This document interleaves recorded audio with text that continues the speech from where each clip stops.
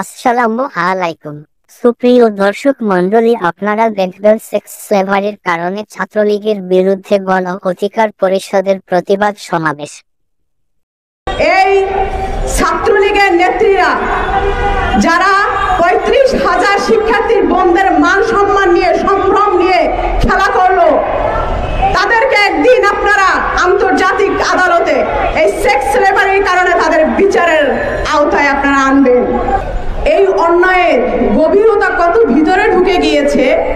এতদিন শুধু ছাত্রলীগের বিরুদ্ধে সাধারণ শিক্ষার্থীদের অভিযোগ ছিল তারা গুম, খুন, ধর্ষণ, চাঁদাবাজি এইসব বিষয়ে তারা অভিযুক্ত ছিল, কিন্তু অপরাধের গভীরতা, অভয়ারণ্য কতটা গড়ে তুললে ছাত্রলীগের সংগঠনের নেত্রীরাই ছাত্রলীগের বিরুদ্ধেই অভিযোগ তুলেছে। আপনারা ভাবতে পারেন এই অভয়ারণ্য কত ভিতরে ঢুকে গিয়েছে, এদের পিছনে কত বড় বড় রাঘব বোয়াল রয়েছে। আশ্চর্যজনকভাবে যারা অভিযোগ তুলল তাদেরকেই অব্যাহতি দেওয়া হলো, যারা সাপ্লাই দাতা তাদেরকে ঠিক রাখা হলো। এই তাদের বিচার ব্যবস্থা জাতির কাছে একটি হাস্যকর।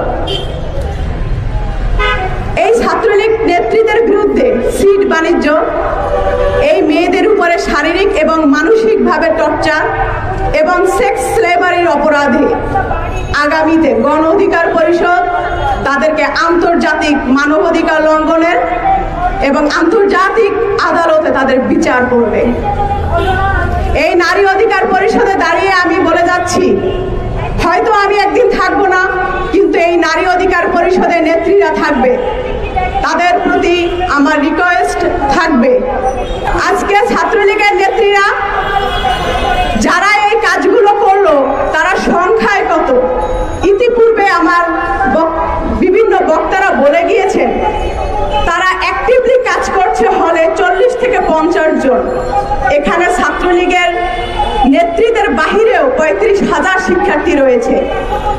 আমি মনে করি এই মুহূর্তে দাঁড়িয়ে ৩৫,০০০ শিক্ষার্থীর উচিত হবে বুয়েটের মতো ছাত্রলীগ নামক এই সন্ত্রাসকে, এই সন্ত্রাসী সংগঠনকে নিষিদ্ধ ঘোষণা করা এবং তার প্রতিবাদে তাদের রাস্তায় বেরিয়ে আসা, তাদের বিভিন্ন কর্মসূচি গ্রহণ করা।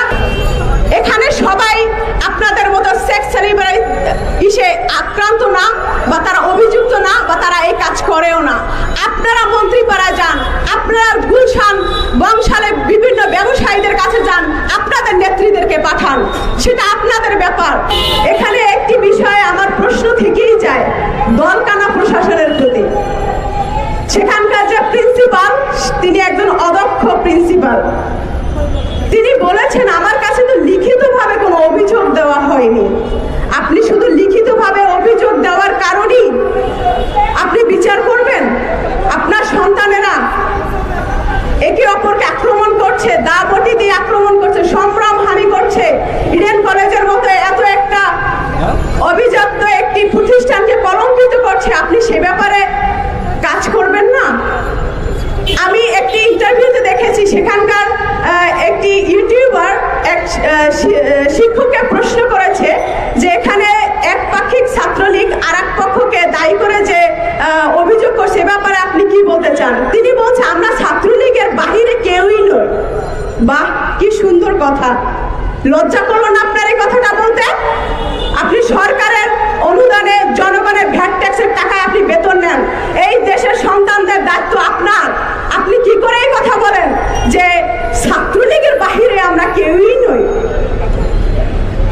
আপনারা যদি দায়িত্ব পালনে ব্যর্থ হন, ব্যর্থতার দায় স্বীকার করে আপনার পদত্যাগ করুন।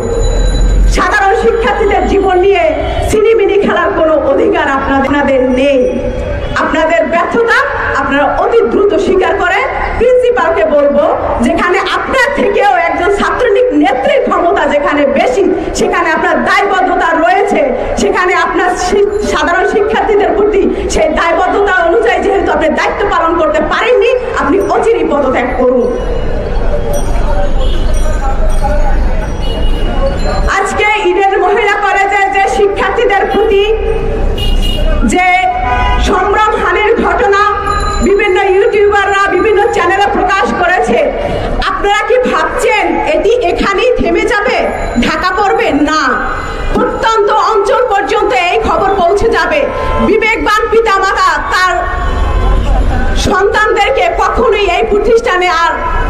পড়াশোনার জন্য ঢাকায় পাঠাবেন না।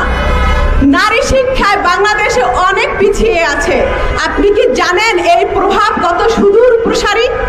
নারী শিক্ষাকে কত বড় ক্ষতি করলো ছাত্রলীগের নেত্রীরা।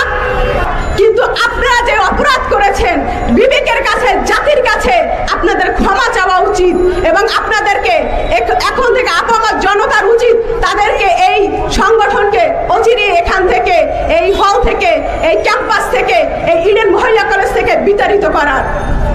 আপনারা নারী শিক্ষাকে ধ্বংস করার জন্য এই কাজ করেছেন। আজকে ইউটিউবাররা বিভিন্ন কন্টেন্ট তৈরি করে, তারা বিয়ের জন্য সবকিছু ঠিকঠাক, যখন শুনে মেয়ের ইডেন কলেজের ছাত্রী পাত্র উঠে দৌড় দেয়। কি একটা আজীব তামাশা আপনারা শুরু করে দিয়েছেন। এই কন্টেন্ট তৈরি করার সাহস আপনাদেরকে কে দিয়েছে? এদেরকে যথাযথভাবে তাদেরকে আইনের আওতায় এনে তাদেরকে শাস্তি দেওয়া উচিত।